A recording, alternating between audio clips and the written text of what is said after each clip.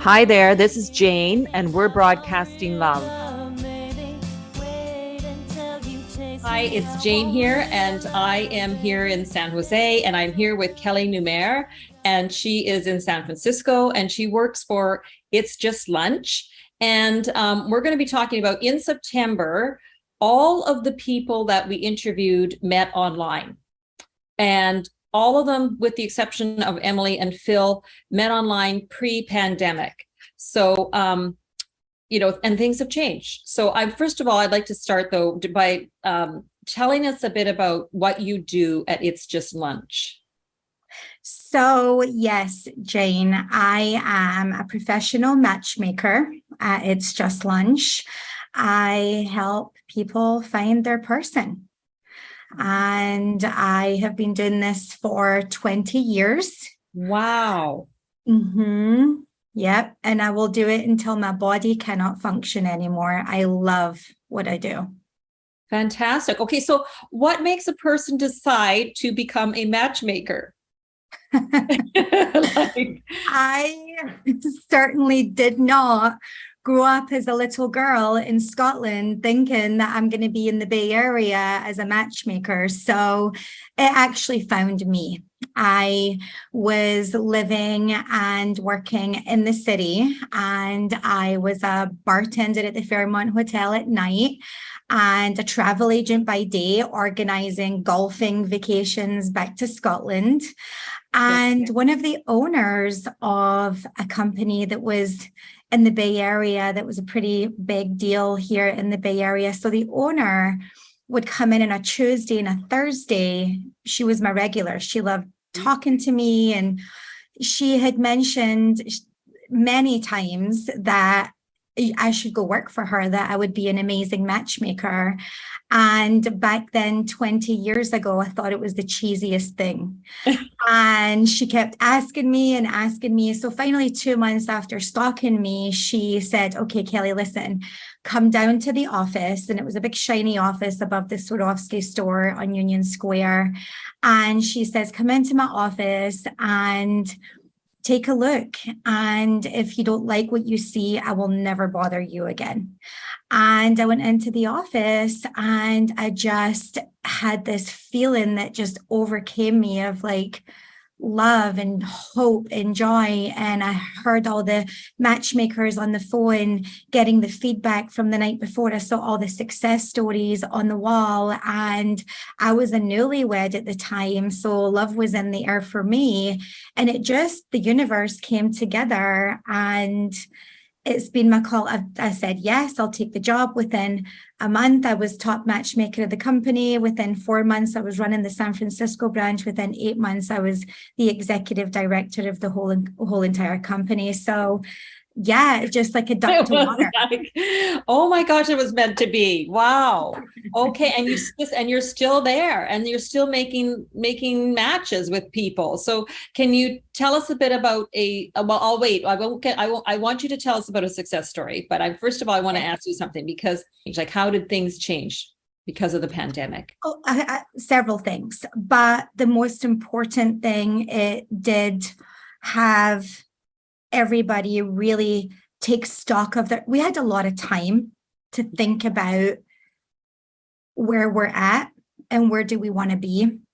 And the conversations that I'm having with my clients now is that if this goes down again, think about it. If you're single during the last 2.5 years, it wasn't fun.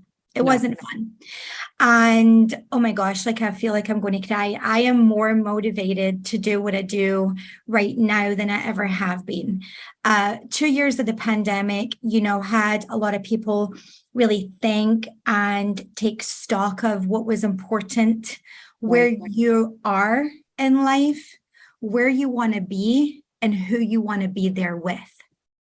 So 2022 in my career, people are ready. I have never seen so many love connections and success stories in 1 year so far than I have in the year of 2022, especially this summer. Wow.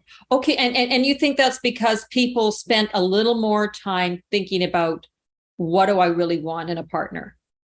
What do I want? Where am I? Who am I Yeah. as a person? Right. I done a lot of work on myself as a matchmaker. I hired a life coach. I wanted to be a better, matchmaker. I wanted to be a better wife. I wanted to be a better daughter. I just wanted to be a better person. And I took necessary steps during the pandemic to make myself better so that I could be better for my clients. Well, a lot of people did that. And so they took the time to work on themselves, get them to a place of being in a good space mentally, emotionally, physically. We had time, the world stopped. Sometimes in the midst of chaos, we do not stop and smell the roses, and during a time of the pandemic, it was a difficult time, but there was a lot of silver linings. Right. And the silver linings is we got to realize what's important. Right. And what is important is really and truly, obviously, health, but then love, right? And Right. who gets to be by your side. And a lot of people really thought about that and are motivated to find that. Right. Okay. And I like what you said, that it starts with yourself, because I mean, one of the questions I ask everybody is, what's your recommendation? And a lot of people said, look, it starts with you. You have to do the work on yourself first, and you have to love yourself first. Correct. And so if you are a coach, are you helping people with that? Like, is that something you do? We offer coaching over here. I personally am a matchmaker. But we do offer coaching over here. In fact, our coach, she's amazing. You can only access her through It's Just Lunch. Her name is Jolene Beaton. She just published her first book, and she can coach our clients through, and like she works wonders. So we can coach our clients over here at It's Just Lunch. Okay. All right. Now, so what are the biggest issues out there right now for people dating? One of the biggest hurdles right now is online dating. When I first started out 20 years ago, there were a couple of online dating websites. Fast forward to today's dating climate, there are over, get this, 1,500. I know. So there's just mass out there, and there are way too many options. When you're on one of these dating apps for around 45 minutes and you're swiping right, you have swiped by almost 2,000 people. So 45 minutes, right? So that is just mass and a needle in a haystack and a game of cat and mouse. And a lot of people are spinning their wheels on there. The average person, if they're doing online dating seriously, they're spending about 25 hours a week. That's a part-time job. A lot of my clients at It's Just Lunch come to me and they're burnt out and they're tired and they're doubting themselves. Right. My clients are amazing and I love them, and they're amazing individuals, as are all the people that are doing online. But then when you're messaging back and forward and these messages are not going anywhere and you're not getting out on real live dates, so that's a time sucker, right? Mm-hmm. And then when you're going out on a string of dates that are leading to the road to nowhere, you start questioning yourself. Are you good enough? What are you doing wrong? That's not okay. Yeah. And it's not okay. And I could cry right now because, like I said, I am so passionate about what I do today because of this.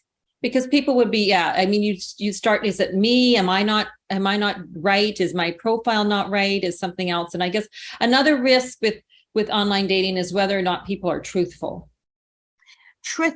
Whether they are who they say they are. Who they are, yeah. Right? There's a lot of catfishing going on out there. Okay. Right? You don't know their true identity.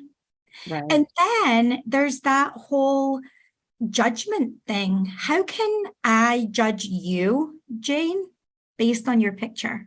Right. I don't know anything about you. Yeah.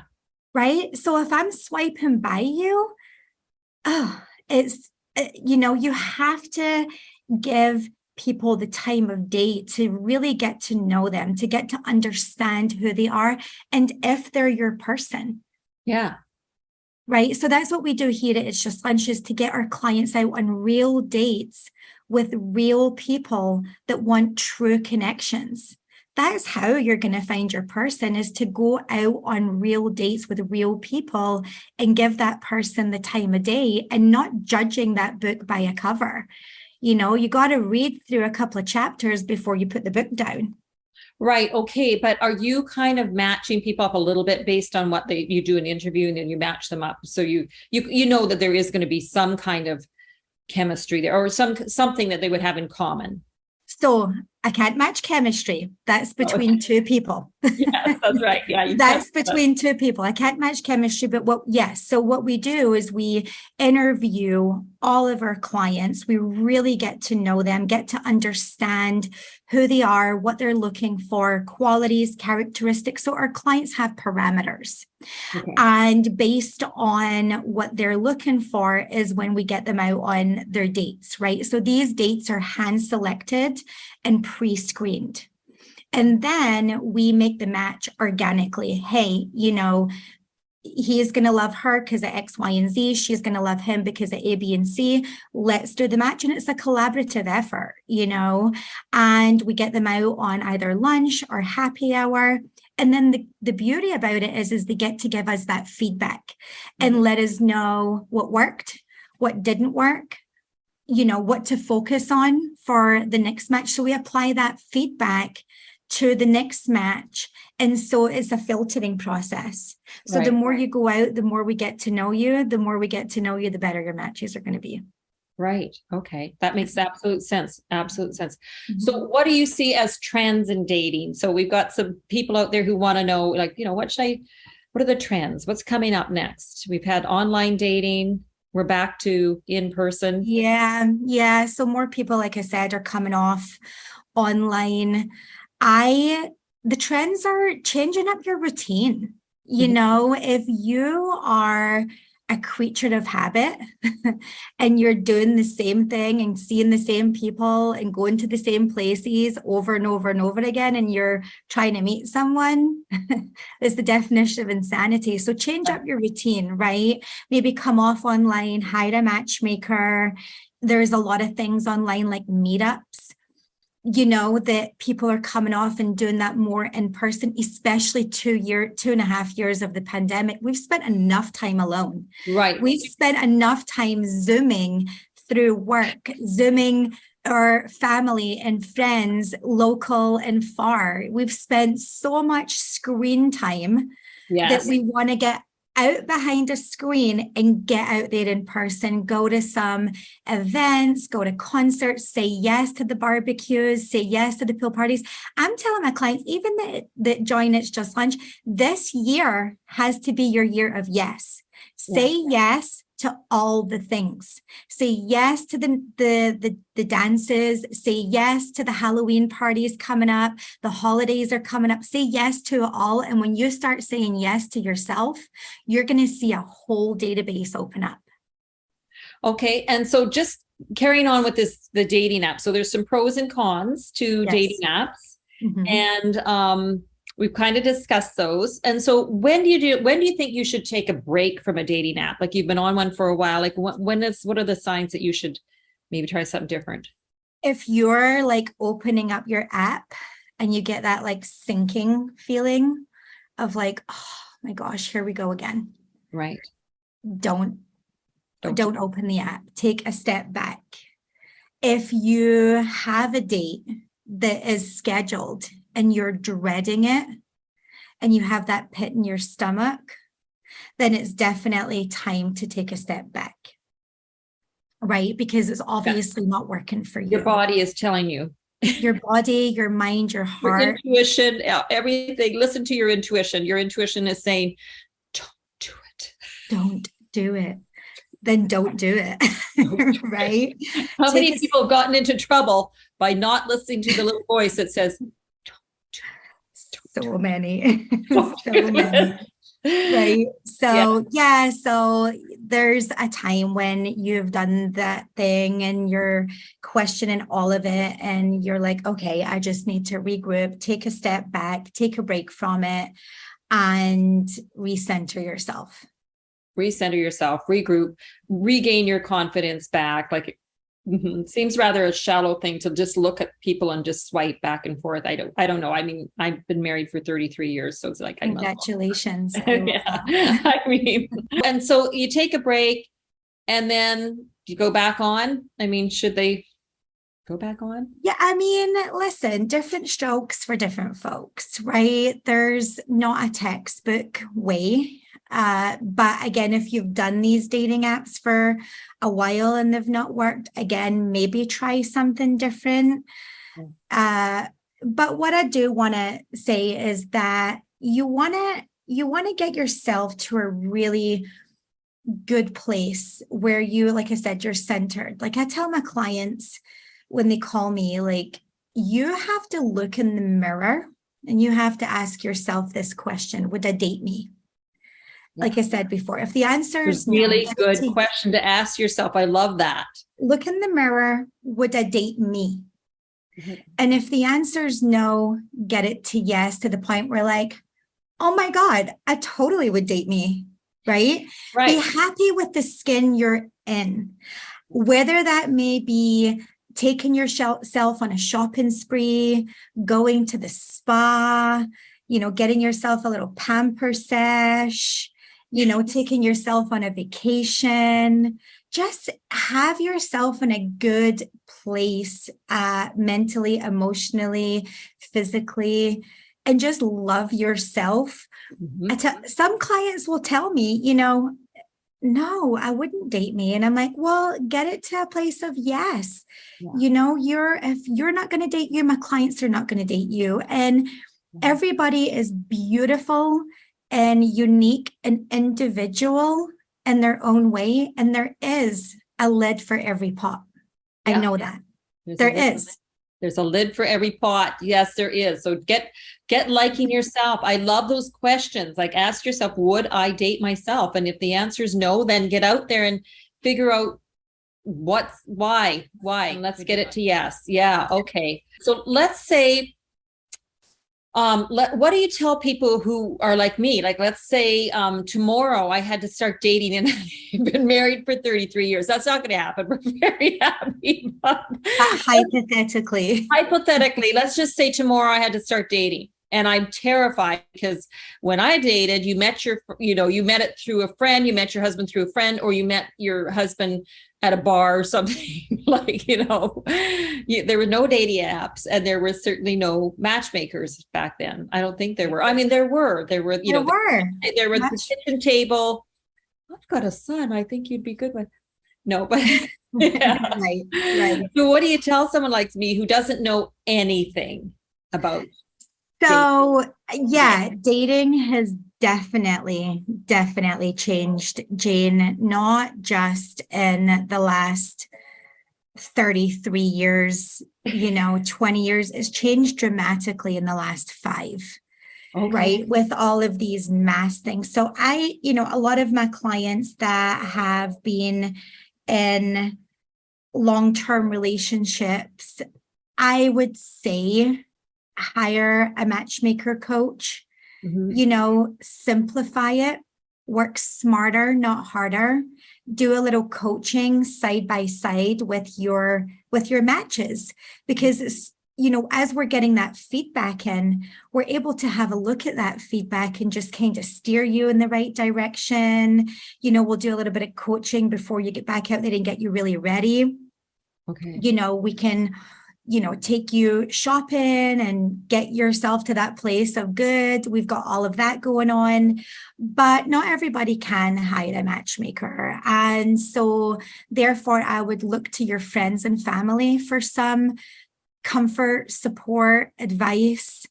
And like I said, there's a lot of things that you can do. You can go online. It might be a little bit daunting, but sometimes going online is good to get your toes into the water, right? Okay. And just kind Okay. of paddle a little bit.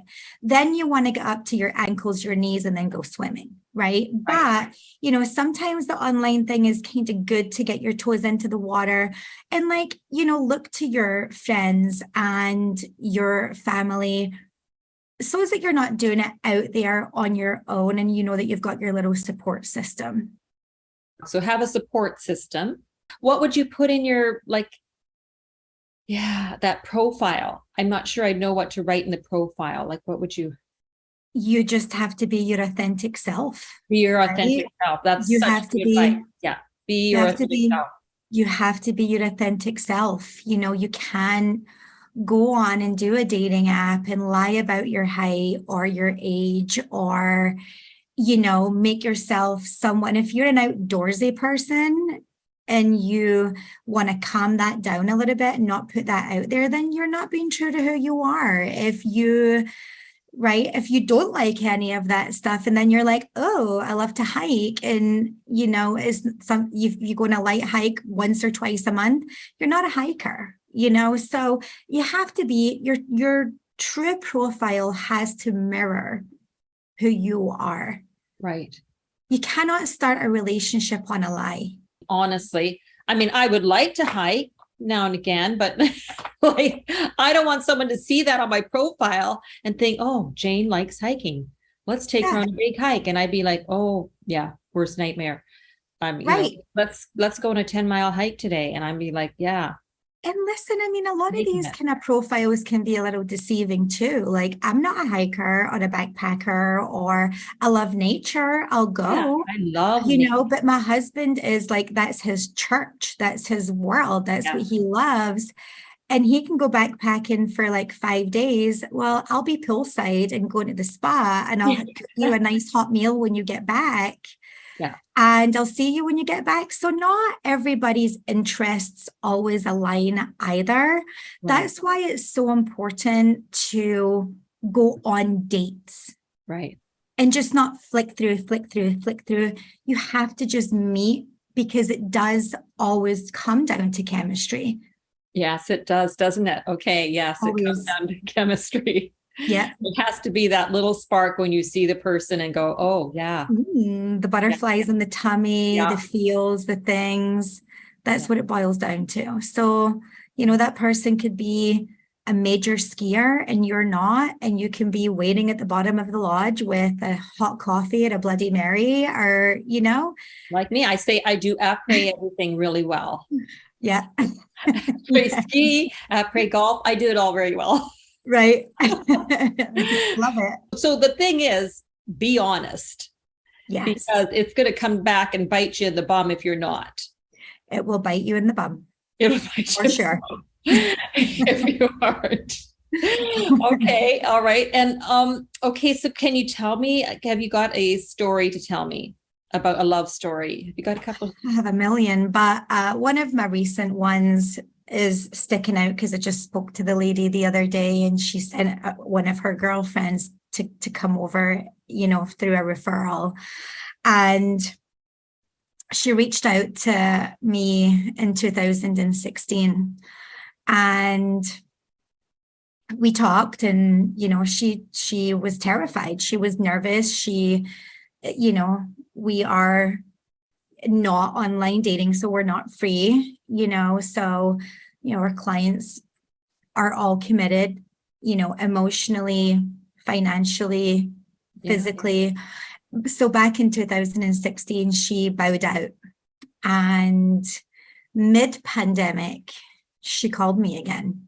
Okay. So we did the interview, and she has had the worst luck since 2016. Just had never been in a relationship, doing the whole online gamut, had done maybe 10 different services. Wow. It just was like, I'm exhausted when she came to me, and I was like, okay, we're going to peel back the layers, and I'm going to get to know you, and I'm going to hold your hand, and I got you, and you're not doing this on your own anymore. You have a full support system. You have me and the whole team over here. We got you. And she went out on date number 1 of her membership. Right. And she wanted to come in and meet with me. So I did, obliged her. It was during the pandemic and we did all the things. Yeah. And she was like, oh my gosh, I really liked him. He's actually coming over to make me ceviche on Saturday night. I mean, he's going to spend the night, but he's going to spend the night in a different room. And I'm like, oh my gosh, this is great. I love it. She's like, I just can't believe it. Date number 1. And I'm like, it does happen, And so a couple of weeks had gone by and I called her with her second match. And she's like, I've gone out, several times with him now and I'm feeling it. And I just don't know if I should go on this second date with someone else. Like, I don't want to put a dark cloud over it. And I'm like, only you can tell me if you want to go on the date or not. And she declined the match, put her account on hold. And I got a call from her 2 weeks ago that they just got engaged. Wow. Date number 1. And they're in their 60s. Goosebumps. 50s and 60s. Nice. Yeah. Mm-hmm. Very, very nice. That's a great story. Yep. So they're going to get married in the winter. Oh, wow. That's really nice. Mm-hmm. And okay, a question for you. Like everything that you've said today, I know that It's Just Lunch doesn't have a service yet. They've tried it out. I know you've done it for the LGBTQ plus community. Mm-hmm. But everything that you've said today applies to anybody. Right. So anybody, yeah. LGBTQ, all of it. Date the person in the mirror. 100%. Right. So everything that I've said applies to everybody. Yeah. Right. And, we don't match here, but we have partners that we refer LGBTQ community to that are amazing. And there are matchmakers out there for the LGBTQ community. And so it's for everybody. Everything that I've said today is dating advice. Yeah. It's just plain dating advice. Doesn't matter. That's it. Yeah. It's been great. I mean, yeah, I love talking to you and I love hearing love stories, of course. I have a lot. We could be here all day. Well, if you have anybody who wants to tell theirs on Broadcast Love, we love to record them and let me know, put them on a podcast. But thank you so much for sharing your knowledge. 20 years of matchmaking. 20 years. And I will do it until my body can't function. I love it. I think I would love that job. I think I'd love to do it. And I bet you were matchmaking before you became a matchmaker because you were a bartender in the evening, and that part of the territory. That's part of the territory for sure. So you had a little bit of experience. Yeah. Yeah. I'm very blessed to do what I do, is definitely my calling. And, I'm still married 20 years later. We're still more in love today than the day we said I do. And, it all just goes hand in hand, right? I want my clients to have what I have. I want them to have that. And I'm motivated to help them find that. And love is everybody on planet Earth wants to be loved and to love back. And in some capacity. And it's worthy of love. That's the other thing. It's worthy of love. Is where everybody is worthy of love. Yeah. And you got to know that. You have to know. Right. And when you get to say, you know what? I'm worthy and I'm ready, then let's go. Let's go. Let's get you set up with Kelly in San Francisco from It's Just Lunch. And on that note, I think we'll just end. Thank you so much for giving me your time. I appreciate your advice, and I hope my listeners appreciate it too, because it was great and it's wonderful to talk to you. And maybe we'll have you back later on. Yeah, it was awesome. I would love to. This has been great, and hopefully I've been able to help somebody out there. I hope you enjoyed our podcast today. If you have a story you'd like to share, please message me at jane@broadcastlove.com. And thank you for listening.